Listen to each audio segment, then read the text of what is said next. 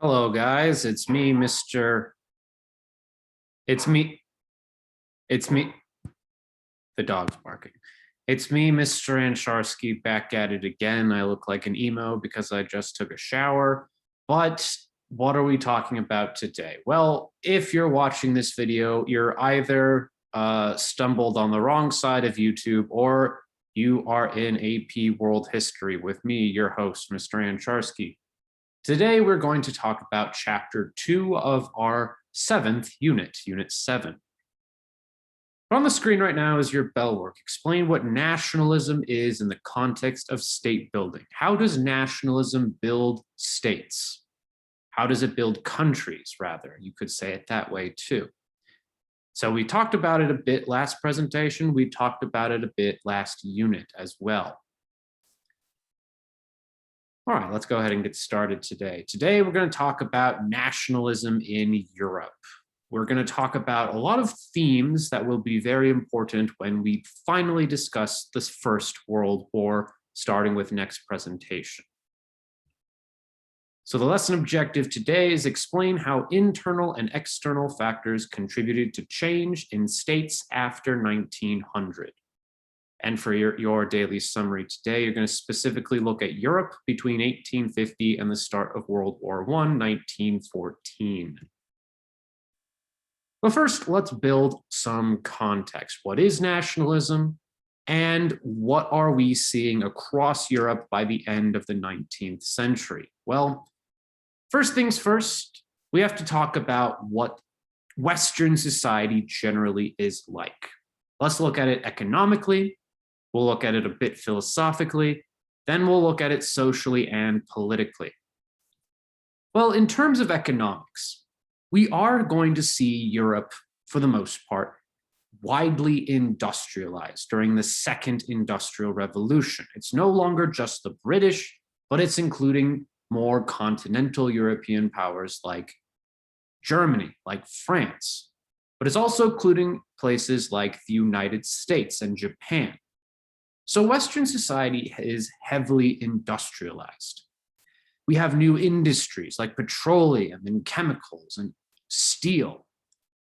And all of this is creating a massive amount of wealth, as we saw in our last unit.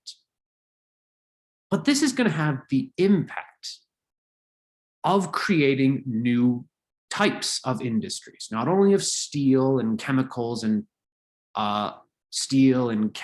electricity, but also of new military technologies, new military industries.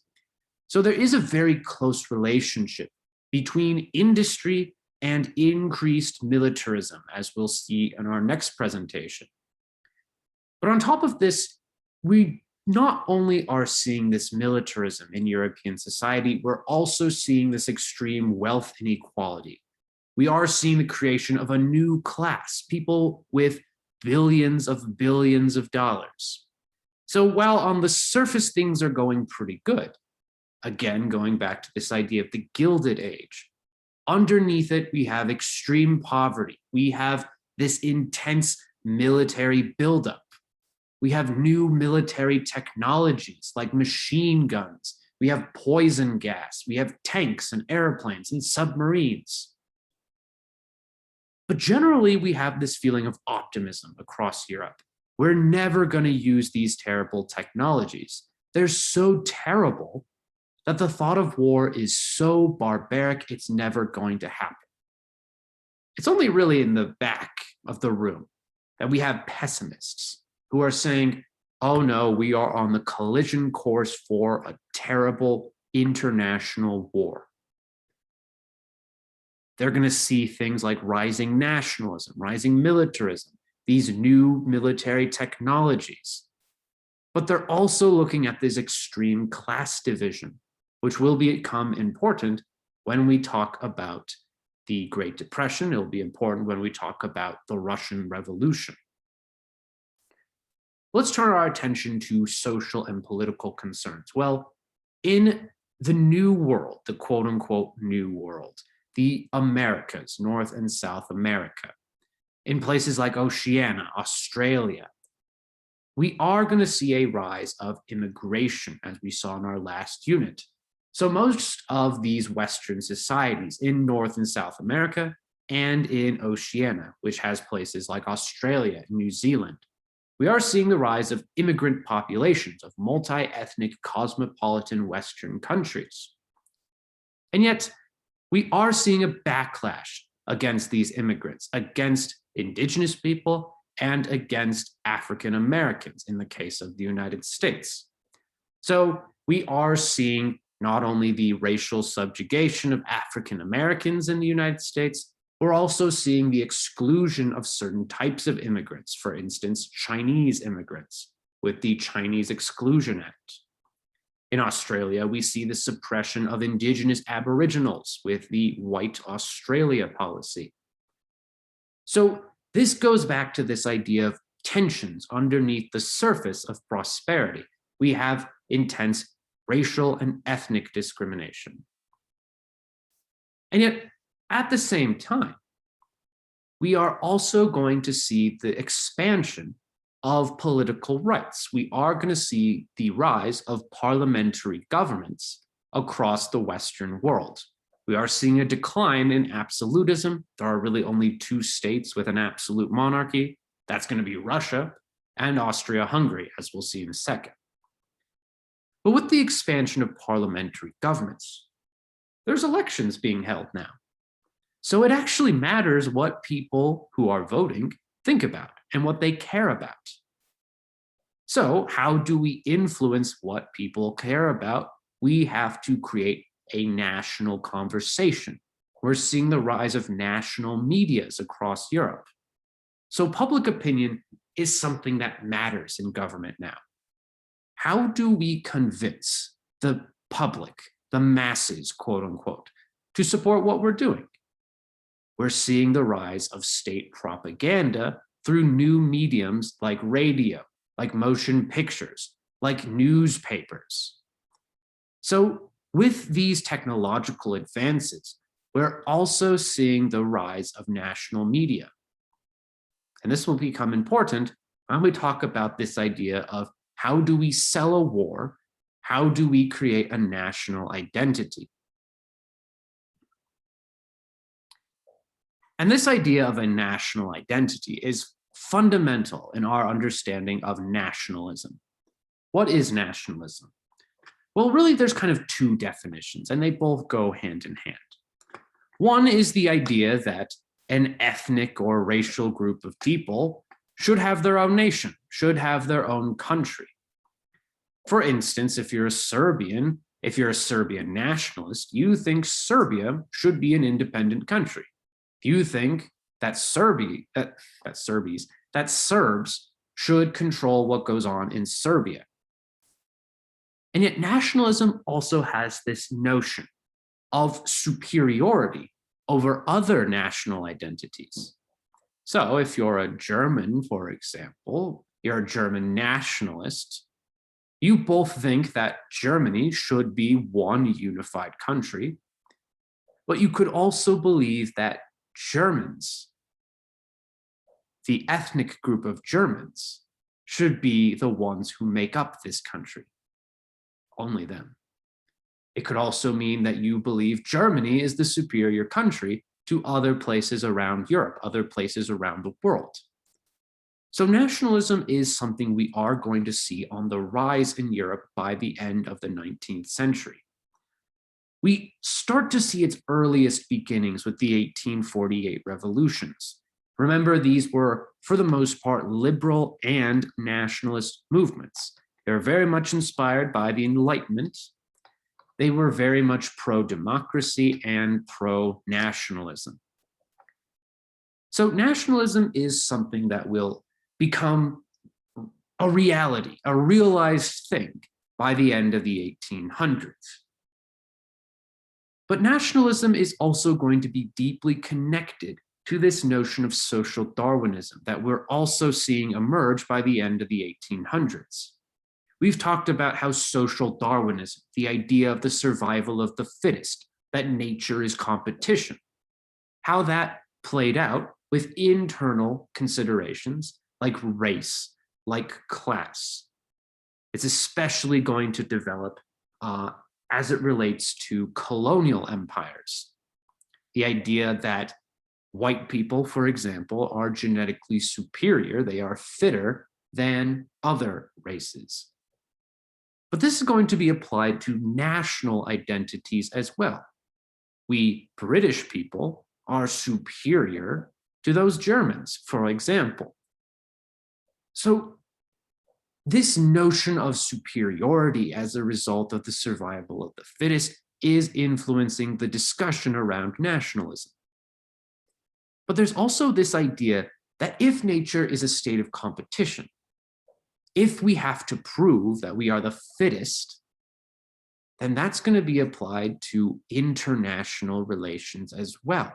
How do we prove that us, the British, are superior over those Germans? Or if you're German, how do we prove we're superior over those French? Well, we need a form of competition. We need to have a good, bloody war. Well, no one thinks it's going to be bloody, but we need to have a conflict of some sort. So this idea of international competition is very much influenced by social Darwinism. And as you can imagine, that idea of nationhood exclusively belonging to a certain ethnic group can either be a unifying force or it can be a dividing force. It's a unifying force in places like Germany and Italy, as we'll see, places that have a shared national identity, or a cultural identity, I should say. This is going to easily translate to making Italy as a nation, Germany as a nation, as we'll see. But it's also a very dividing force, not only between different countries, but within countries, in places like Austria-Hungary, Russia, the Ottoman Empire. These are multi-ethnic societies. And these different ethnicities, they feel that their ethnicity should get their own nation. So in the Austro-Hungarian Empire, for example, you have Slovenians. They think there should be an independent country for Slovenes, Slovenia. In the Ottoman Empire, as we'll see in our next presentation, there's going to be Slavic nationalist groups, Balkan nationalist groups that want to break away from the Ottoman Empire. They don't want to be ruled by Turkish people. So this idea of independence movements in a multi-ethnic empire is very much an example of how nationalism can be a dividing force as well. And this notion of national identity is going to be very tied to understandings of race as well, which will become very important when we talk about things like the Armenian genocide, when we talk about the Holocaust. This idea of scientific racism is very much going to be applied to national identity as well. There are some nations comprised of a certain ethnic group who are considered more superior.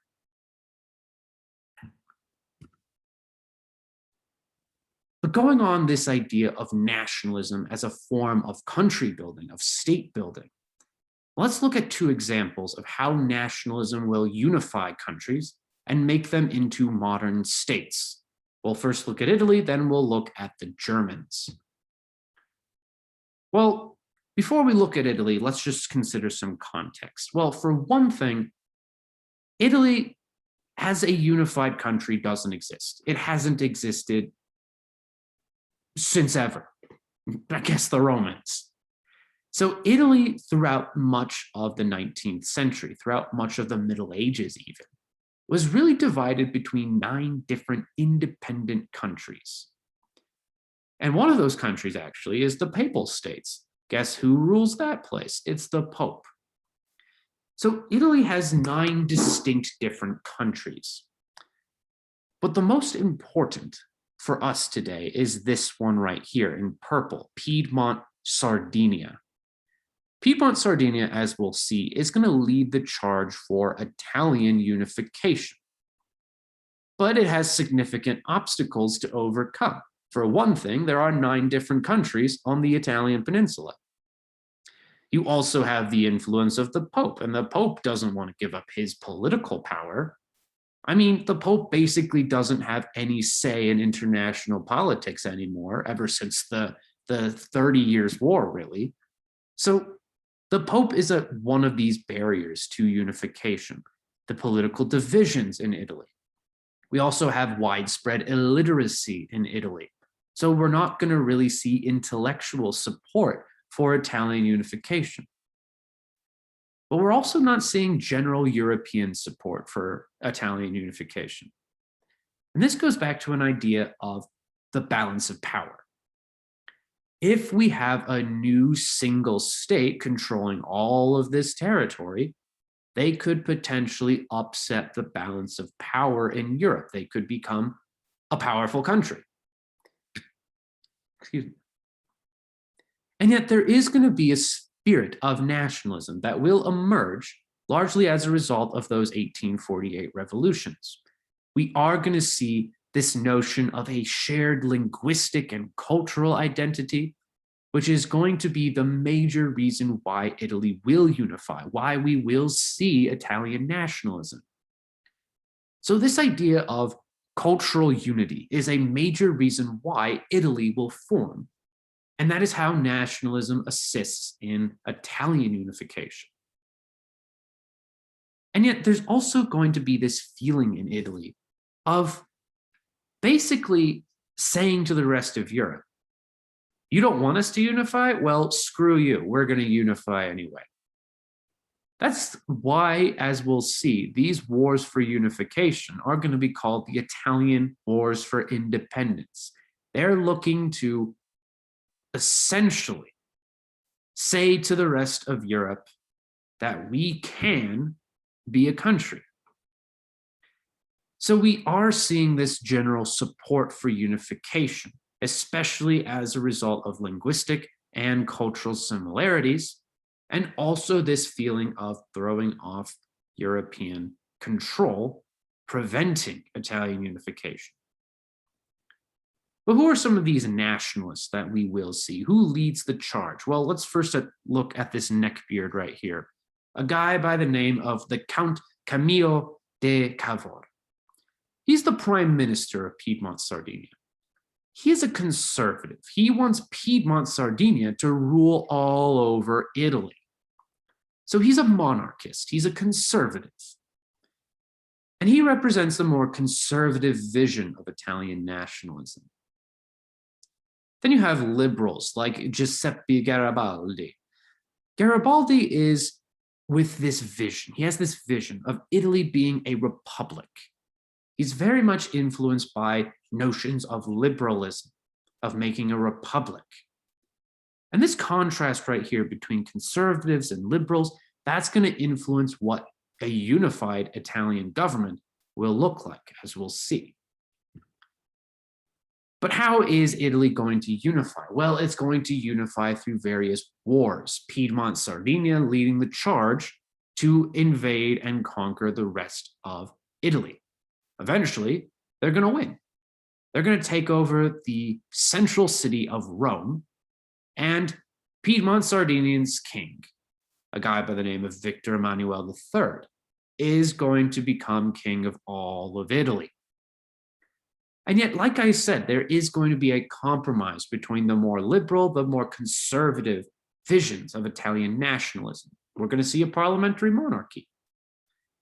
But for the most part, Italy is going to be, as we'll see, a conservative state, very much not in favor of expanding those Republican liberal ideas. So Italy is going to unify largely as a result of warfare, thanks to the efforts of Piedmont Sardinia, thanks to the efforts of liberal and conservative nationalists. But like I said, this new Italy is going to be somewhat divided politically between liberals and conservatives. Conservatives will generally win out in the end. We are not going to see a lot of Italian industrialization. We won't see much in the way of an Italian middle class, again, dominated by conservative aristocrats. So we're not going to see much in the way of industry.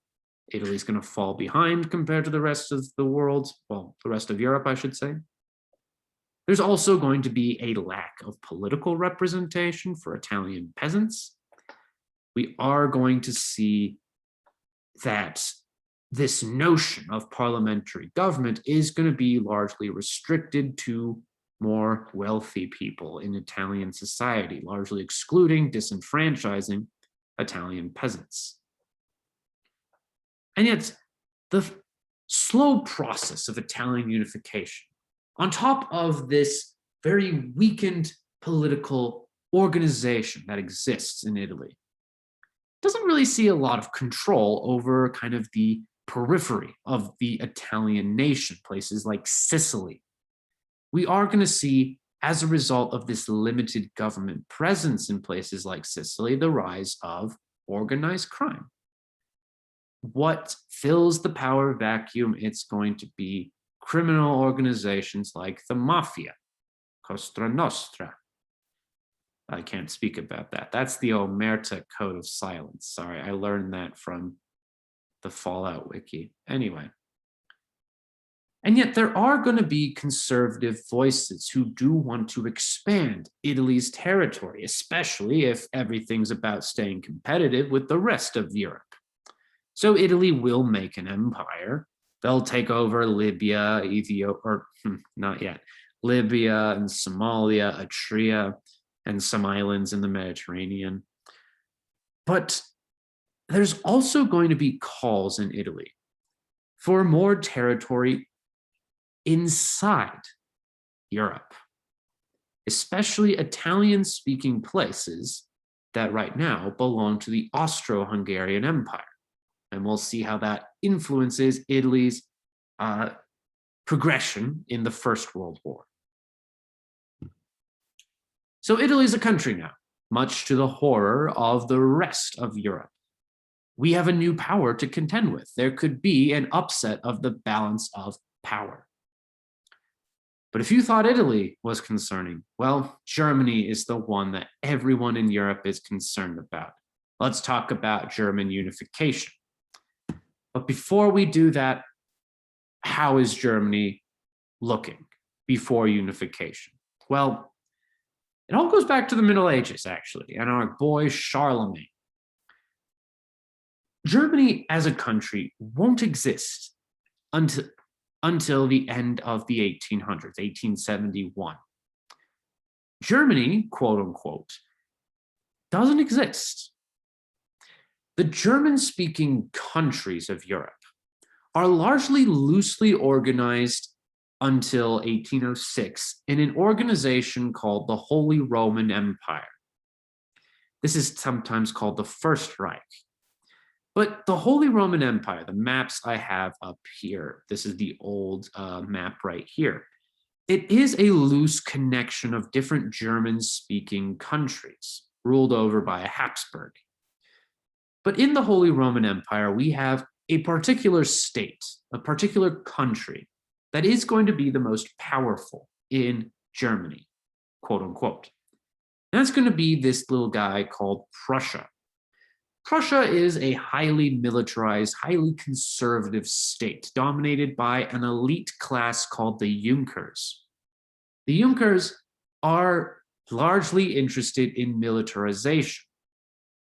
And as such, they are very interested in state building, as we'll see. They want to expand their territory. So Prussia is the most important of these German-speaking countries within the Holy Roman Empire. Eventually, the Holy Roman Empire is going to be destroyed thanks to our boy Napoleon. And after the Napoleonic Wars and the Congress of Vienna, the Holy Roman Empire is going to be reorganized into the so-called German Confederation. That's actually the map we have up here, the Deutscher Bund.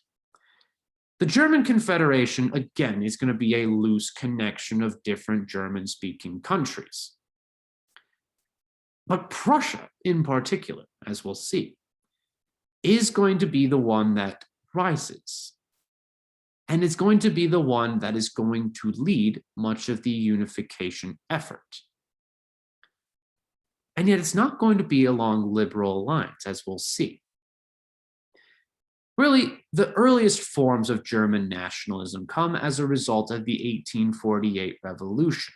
So inspired by these Enlightenment ideas of liberalism and these new ideas of nationalism, we are going to see a movement among German states for a revolution to unify the country. And yet this revolution led by liberals is largely going to be put down by conservative aristocrats. So there's a barrier for unification right there. It is going to be these conservative aristocrats. So much of German nationalism, as we'll see, is going to take a largely conservative bent. That's going to be the case, especially with Prussia right here.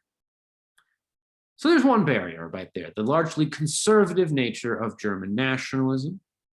We're also going to see the fact that there are religious differences in Germany between the South, mostly Catholic, and the North, largely Protestant. And yet another major reason why German unification won't occur until later on in the 1800s is because no one in Europe wants it to happen. And why is that? Well, Germany occupies a very naturally resource-heavy part of Europe. There's a lot of good farmland in the north. There's coal in the south. There's forests in the south. So it's a perfect place for natural resources. And if any one country was to control all of that, well, that could mean that country could become the dominant power in Europe. So European countries prefer to see a divided Germany between different independent states. So we have religious differences. We have the conservative blockage of unification. We also have this fear of upsetting the balance of power. So there's little European support for pan-Germanism. And yet within Germany, especially in cultural intellectual figures, we are going to see calls for nationalism, for national unification, almost in spiritualish terms.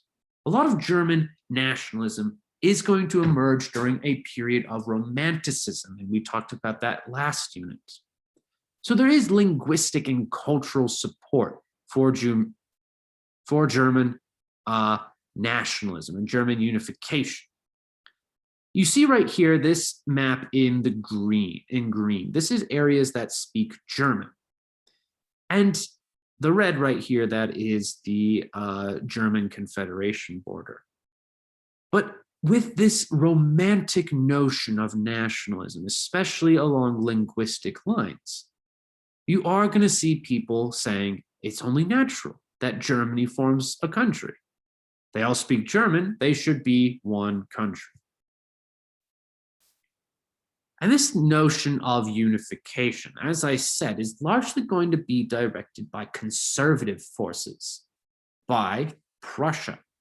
And who is Prussia's chancellor? It's this guy right here, Otto von Bismarck. Bismarck is basically kind of the, I don't want to say the prime minister per se, but he is the chancellor of Prussia. The king, or the Kaiser, the emperor, is a guy by the name of Wilhelm I. And Bismarck is going to be inspired by this idea of Prussian hegemony over German-speaking countries. So Bismarck is going to engage in a series of efforts to unify Germany under Prussian control. He's going to make alliances not only within Prussia with the Junker class, but he's also going to make strategic alliances across the German Confederation, across the German-speaking states. And Bismarck is kind of sneaky about all of this. He calls his program of pragmatism, Realpolitik.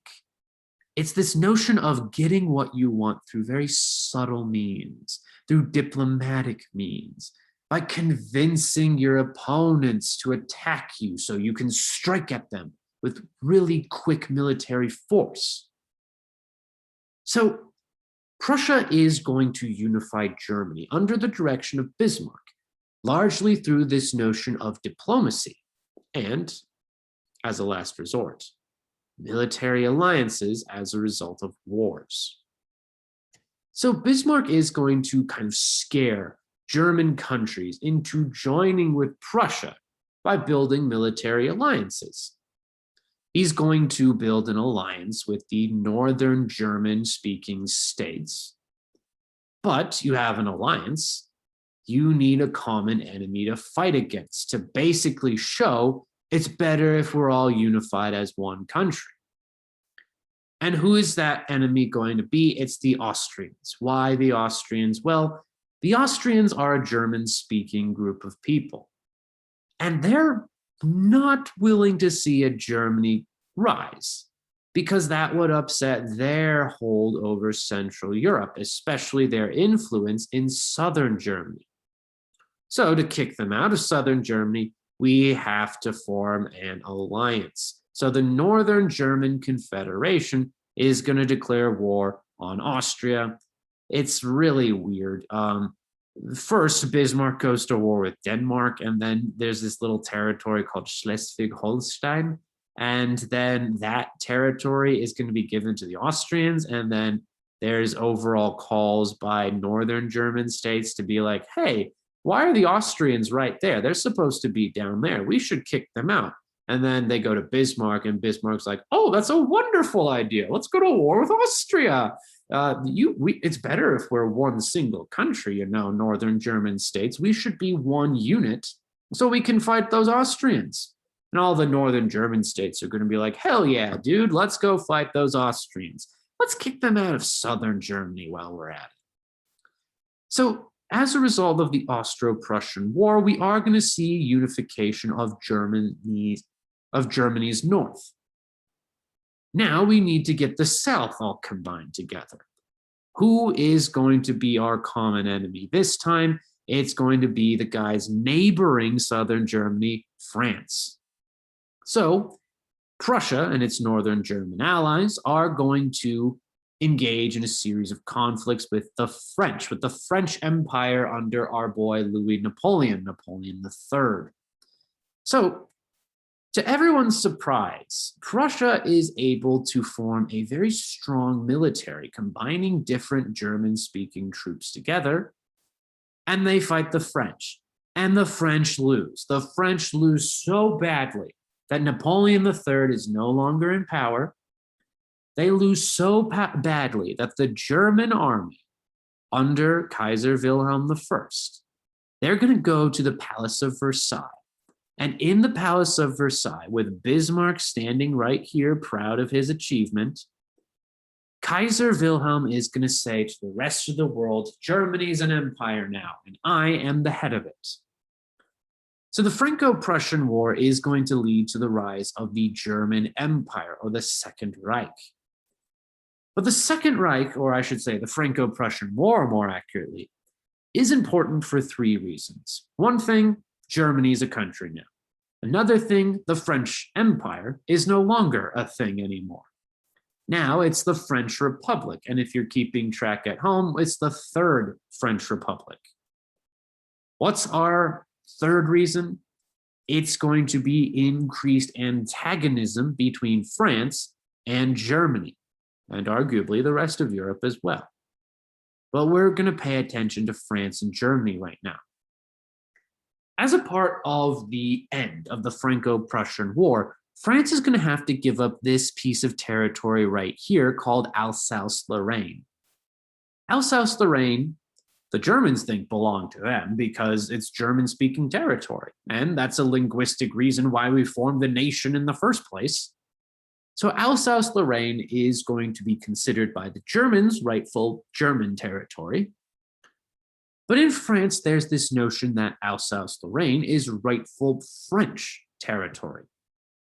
And this notion of rightful territory is known as irredentism.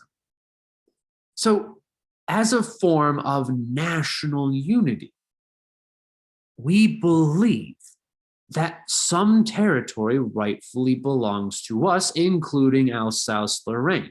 So this notion of irredentism is looking to reclaim this territory the Germans quote unquote stole from the French. And we'll talk about irredentism more as it relates to nationalism, as it relates to militarism, as it relates to the First World War. So you should be able to define irredentism, this idea of rightful territory, and then also how nationalism is contributing to the rise of Germany and Italy. Great. Well, let's move on and talk about some other European powers. Well, let's first look at Germany real quick again.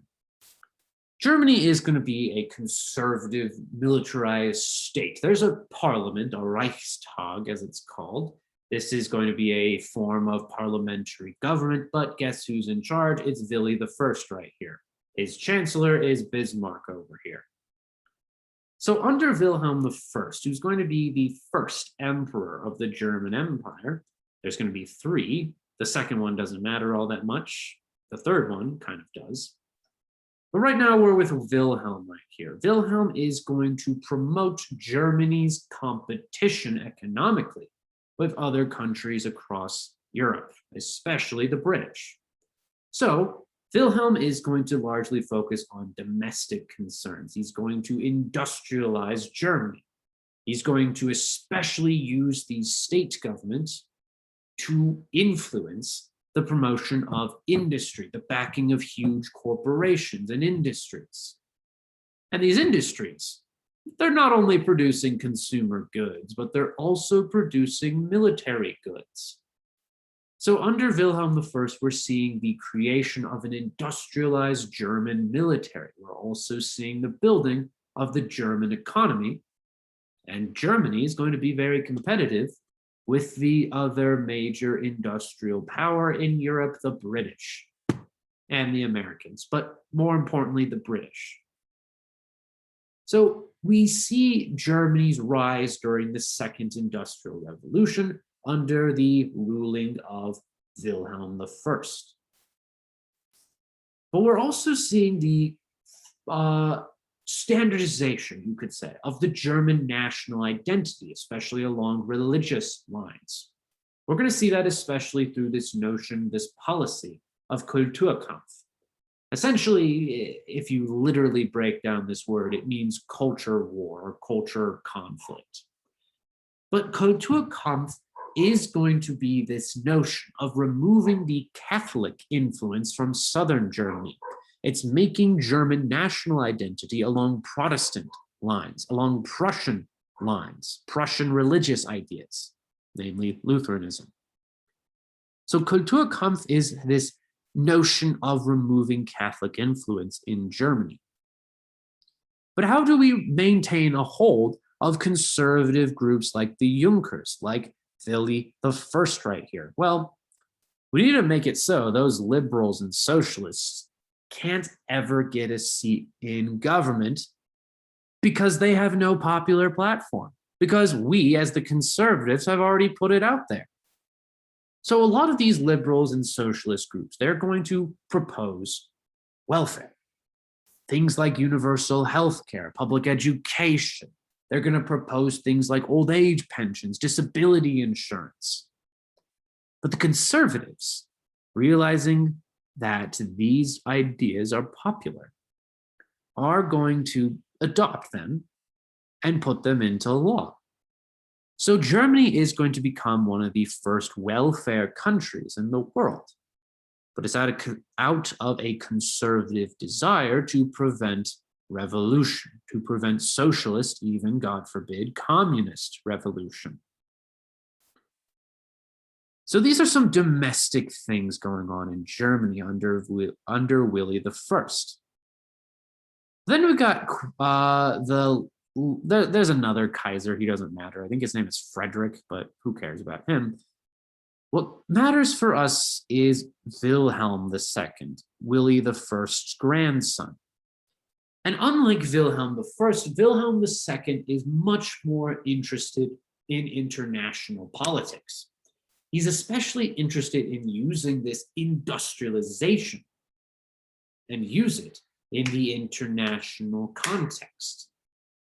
He has a very aggressive stance on foreign policy. Arguably, you could say that is his downfall right there.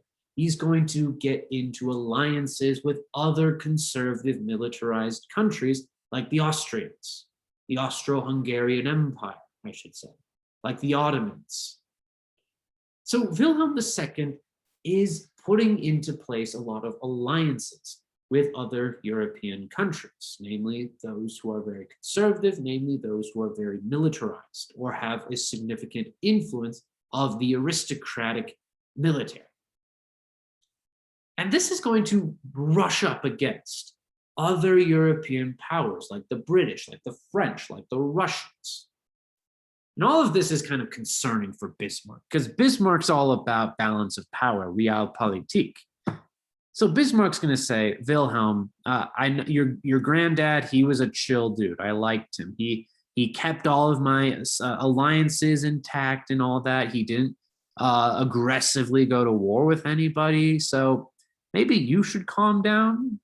Bismarck gets fired, understandably, by Wilhelm II, and much of Germany's attention is now going to be on foreign policy and using this industrial military to potentially expand.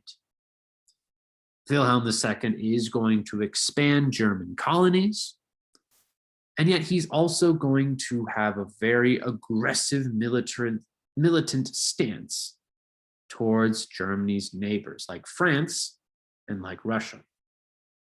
Hopefully that never starts a war. Well, speaking of France, let's go over to our two liberal powers. These are countries who have strong parliamentary tradition. Example is France. France is no longer an empire. Thanks to the Franco-Prussian War, it's the Third French Republic. But with the invasion of the Germans, this is a major, major blow to national morale. And it's also going to be a symbol of French weakness in international politics. So we are seeing the decline of France as an international power. They still have their colonies, sure, but they're no longer a dominant power within Europe. It's Germany and Britain who are the big guys now. So there's an overall feeling of pessimism in France. There's going to be another French Revolution. It's a mini one. It doesn't last that long. Basically, it's a bunch of proto-communists taking over Paris. It's like the whole Capitol Hill autonomous zone or whatever. That's the Paris Commune right there. Understandably, that never works out. And then we have, the Republic firmly in place, capitalist and all. So France has this feeling of pessimism overall. But then, how do you reclaim French national honor? You have something to fight against. It's the Germans. That feeling of irredentism. We have to take back Alsace-Lorraine for our national honor. This is giving purpose back to France. There's a national identity now. But how do we secure ourselves if we ever were to go to war with the Germans? We need to make alliances with Germany's enemies, with the British, with the Russians. And speaking of the British, let's go to England. Let's go to the UK. Well, the UK is doing pretty great domestically. I mean, there's stable government. There is a smooth transition of power between one political party to the next. The only real problem domestically is Ireland. The Irish, understandably, don't want to be in the British Empire anymore. And I say understandably because the British are, can't say that word. They essentially were not the best during the Irish potato famine. The British didn't really send anything in the way of food or aid and basically said, you're on your own, Ireland. Yeah, well, like 1 million people died and 2 million were forced to emigrate. So There's a lot of hostility with the British in Ireland. There was also this suppression of Catholicism that took place hundreds of years ago, so not the best feelings in Ireland. But for the British Empire, everything's going pretty great domestically. The only problem is we have new competitors economically. It's the Americans, it's the Germans, the two other big powers in the Second Industrial Revolution. The Americans are, Britain's best friend, more or less. I mean, forget the whole revolution thing, but we had really close relations, we both speak English, that's the thing. We both have some parliamentary Republican-ish government. Who doesn't have a liberal democracy? It's the Germans. It's the Germans with their new military. They're looking to expand in Africa. That's concerning for the British. They're economically competitive with the British. They're building more steamboats. So this is going to force Britain to get an alliance to control the Germans with Germany's hated enemy, the French. So that's Britain and France, the liberal powers. Let's look at those two conservative powers. Well, first we got the Austro-Hungarian Empire. And I haven't actually talked about them all that much. They've formed in the 1800s. It doesn't really matter. But what is important for us today is just getting a basic knowledge of what they're all about. Well, Austria-Hungary is a very traditionalist, conservative country. We're not going to see a lot in the way of an industrial economy forming in the Austro-Hungarian Empire. Largely, this is because of the dominance of conservative aristocrats who are skeptical of industrialization and potentially liberalism to promote that industrialization. I mean, for God's sakes, we still have a Habsburg on the throne of the Austro-Hungarian Empire. So it's a very backward country. And it's a very militant one as well. Remember, these aristocrats, they're in charge of the army. They're in charge of the military. You know who else speaks German and also has aristocrats in charge of the army? Let's look north. It's the Germans.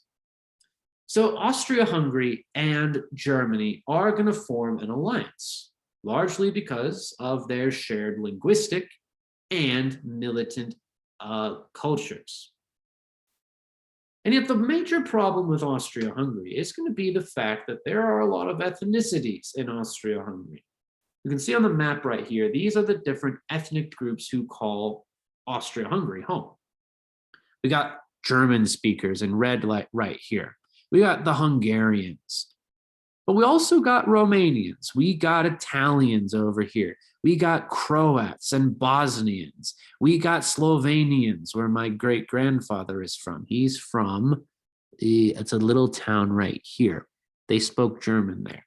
But anyway, there's Slovenia and Hungary and Romania. We got Poland, we got Ukraine. And none of these people, other than, the Austrians, want to be ruled over by the Austrians. So we are seeing intense feelings of nationalism within the Austro-Hungarian Empire. We got Ukrainians and, what are they called? And Romanians who want to break away and join Romania. The Ukrainians want their own state. They want their own country. So we have a lot of antagonism, not only within the Austro-Hungarian Empire, but against other states that are emerging along nationalist lines, like the Serbians, and we'll talk about them more next presentation. What's going on in our other conservative absolutist state, Russia? Well, when we talk about Russia, keep in the back of your mind what problems exist there. Well, for one thing, even though serfdom is over as a result of the peasant reforms of the 1860s, the nobility in Russia are still deeply unpopular. Why is that? Well, the serfs, even though they're no longer serfs, the peasants, I should say, even though they're no longer serfs, they have to pay their former nobles to be free, I think. It's like, what? Redemption payments? It costs us money not to be serfs anymore? the Russian nobility is going to be despised. It's not just the nobility, but it's every institution these nobles support, the monarchy especially. So we're going to see a lot of antagonism towards the Russian nobility and, as a result, the Russian monarchy. Another reason why nobody likes this old order is going to be because there's no political representation. And if there is, it's dominated by rich middle-class dudes or by nobles. Those zemstvos. It's still dominated by not the majority of Russians. So there's no political representation. There's hostility to the Russian nobility. But we also have new problems in Russia as a result of industrialization. Russia is going to largely remain rural by the 19th century, even until the 20th century. And yet, the amount of industrialization that does occur is still going to cause problems. For one thing, the same problems as the Industrial Revolution back in England are going to happen here in Russia. Urbanization that does occur in places like St. Petersburg and Moscow, they're going to have intense urban poverty, intense working class poverty. And yet, to encourage industrialization, there's going to be an unintended impact. Well, the Russians, they want to encourage industrialization. You need people with scientific and technological background. You need universities. Yet the problem with universities and promoting public education is that people can read now. They can read those Enlightenment texts. They could read, I don't know, some book, some pamphlet written by some German guys in 1848. They could have access to potentially subversive ideas like socialism, like communism, like anarchism. So with the expansion of education to promote industrialization, we are seeing the more regular access to subversive ideas like socialism. And yet, you don't really see a spirit of liberalism all that much in Russia. There is going to be a middle class that emerges, but it's largely not going to be a big deal in Russia. For the most part, much of the industrialization that does occur is going to be sponsored by the state, by the government. So there's not much in the way of a liberal tradition in Russia, a capitalist tradition in Russia. So we have not that many capitalists. We have a lot of poverty. We have access to subversive intellectual ideas. We have a nobility that's despised. We have no political representation. Sounds like these are perfect factors for revolution. Well, as you can imagine, social tensions will emerge in the Russian Empire. And typically, when there are these socioeconomic tensions, there tends to be a minority who's blamed.